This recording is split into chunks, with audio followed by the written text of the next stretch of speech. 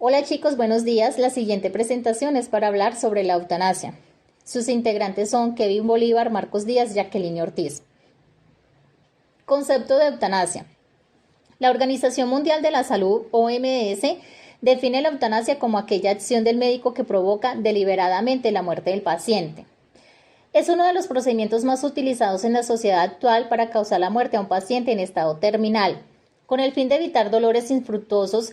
De esta manera se le impide molestias físicas y psicológicas producidas por su enfermedad. Suicidio asistido.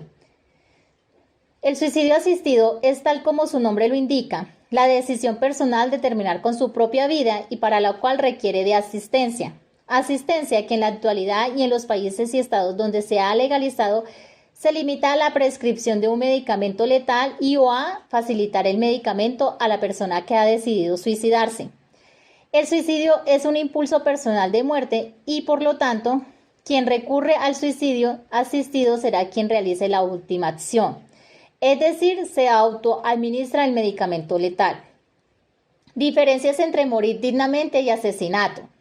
La eutanasia y el suicidio medicamentoso asistido tienen la misma finalidad: causar la muerte de un individuo que cumpla con los requisitos legales para acceder al procedimiento.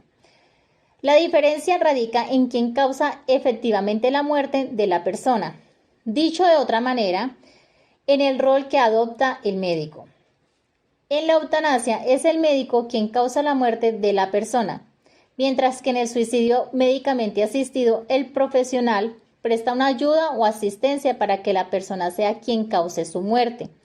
La persona causa su muerte con dosis letales de un medicamento que le provee o formula a alguien más. Tipos de eutanasia. Eutanasia directa. Hablamos de eutanasia directa cuando el procedimiento que realiza el médico tiene como finalidad causar la muerte del enfermo terminal. Este tipo de eutanasia a su vez se divide en activa y pasiva, según sea cual la actuación del profesional. Eutanasia directa activa. La eutanasia directa activa o positiva se denominan de este modo dada la implicación activa que tiene el médico en la muerte del paciente. El profesional realiza una acción, ya sea la administración de un medicamento o la práctica de una intervención que causa la muerte intencional del sujeto. Eutanasia directa pasiva. La eutanasia directa pasiva o negativa muestra también como finalidad causar la muerte del paciente, pero en este caso la persona fallece por omisión de acción. Dicho de otro modo, el enfermo no muere por la acción intencional realizada por el profesional, sino por dejar de realizar una práctica o quitarle el soporte que mantiene con vida al paciente. Eutanasia indirecta. La eutanasia indirecta no muestra como principal objetivo causar la muerte del paciente terminal, sino disminuir su dolor. Estas prácticas se pueden observar aplicadas en tratamientos paliativos, donde la enfermedad es incurable y con la finalidad de disminuir el sufrimiento y dolor del paciente. Se le administran medicamentos con función analgésica que, como efecto adverso, hace que se acorte la vida del sujeto, provocando que muera antes de lo esperado. Eutanasia voluntaria.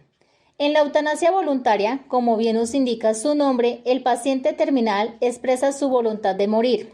Así pues, el enfermo es quien pide la eutanasia en el momento actual o lo ha hecho anteriormente. Por ejemplo, dejó por escrito que quería que se le practicara la eutanasia si llegado el momento él no era capaz de transmitir el tal deseo, al encontrarse sus capacidades cognitivas afectadas. Eutanasia involuntaria. En referencia a la eutanasia involuntaria, el individuo que comunica al profesional el deseo de practicar eutanasia no es el propio paciente, sino una tercera persona, que normalmente se trata de un familiar del enfermo. Eutanasia eugenésica. La eutanasia eugenésica propone la muerte de individuo con el objetivo de mejorar la raza, es decir, con fines ideológicos. En este caso, la práctica no tiene la intención de terminar con el sufrimiento del paciente, sino que la muerte se ejecuta con la finalidad de perfeccionar la especie humana desde una lógica discriminatoria. También se puede realizar antes que el individuo nazca, considerándose en este caso aborto. Eutanasia piadosa.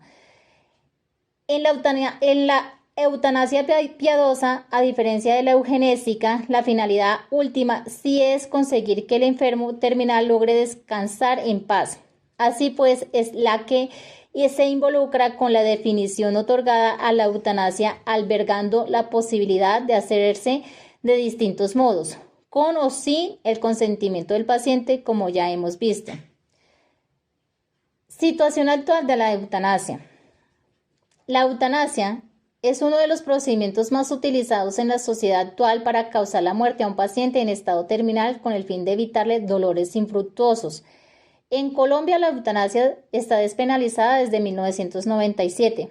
Se puede aplicar según los criterios de entonces, siempre y cuando sea una enfermedad terminal, que haya intenso dolor, que el procedimiento se solicite de manera voluntaria y que sea realizado por un especialista. Implicaciones bioéticas de la eutanasia. Los principios bioéticos que propusieron eran beneficencia, no maleficencia, autonomía y justicia. Principio de beneficencia. Es el principio más evidente de todos, ya que el personal sanitario ha sido educado y formado para hacer el bien, no solo al individuo enfermo, sino a la sociedad en su conjunto. Se basa en los procedimientos diagnósticos y terapéuticos que se aplican deben beneficiar al paciente, es decir, ser seguros y efectivos. Principio de no maleficencia. Es un principio muy evidente porque ningún profesional sanitario deberá utilizar sus conocimientos o su situación para ocasionar perjuicio al enfermo. En la práctica se refiere a que el balance entre los beneficios y los riesgos de cualquier actuación médica debe ser siempre a favor de los beneficios. Principio de autonomía. Se refiere a la capacidad que tiene el enfermo para decidir, siempre que exprese su deseo, al contrario que los anteriores. Es un principio que siempre ha estado ausente en la tradición médica. A pesar de la gran importancia que ha adquirido en los últimos años, durante muchos siglos el paciente nunca participaba en la toma de decisiones y el médico era quien decidía. Principio de justicia. Este principio se basa en dos hechos. Todas las personas, por el mero hecho de serlo, tienen la misma dignidad, independientemente de cualquier circunstancia, y por tanto son merecedoras de igual consideración y respeto. Y el segundo, hay que luchar por una distribución justa y equitativa de los siempre limitados recursos sanitarios para conseguir el máximo beneficio de la comunidad, evitando desigualdades en la asistencia sanitaria. Este principio convierte el personal sanitario en gestor y administrador de los recursos y de los servicios, que deberán utilizar de una forma efectiva y eficiente, evitando actuaciones sanitarias inadecuadas. Muchas gracias.